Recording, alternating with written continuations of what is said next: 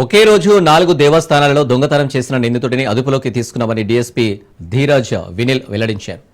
మువ్వ మండలం కోసూరు గ్రామంలో 4 దేవస్థానాల్లో వెండి, బంగారం, నగదు దొంగతనం చేసిన వ్యక్తిని అదుపులోకి తీసుకున్నామని తెలిపారు. డీఎస్పీ ధీరజ్ వినిల్ కార్యాలయంలో మీడియా సమావేశంలో మాట్లాడుతూ వెండి, బంగారం, నగదు రికవరీ చేశామని తెలిపారు. నిందితుడు మచిలీపట్నానికి చెందిన పెమ్మాడి శ్రీరాములుగా గుర్తించారు. ముందు రోజు గ్రామంలో చెరువులపై కాపల పని కోసం వచ్చినట్లు వచ్చి దొంగతనం చేశాడన్న డీఎస్పీ ధీరజ్ తెలిపారు. కేసును తొందరగా ఛేదించిన పోలీసులకు రివార్డులు అందజేశారు డీఎస్పీ ధీరజ్ వినిల్. 4 గుళ్ళు ఒకేసారి దొంగతనం జరిగిన కేసు గౌరవ ఎస్పీ గంగాధర్రావు ఐపీఎస్ గారి ఆదేశాలు టీమ్స్ ఫామ్ చేసి తొందరగా ట్రేస్ అవుట్ చేయడం.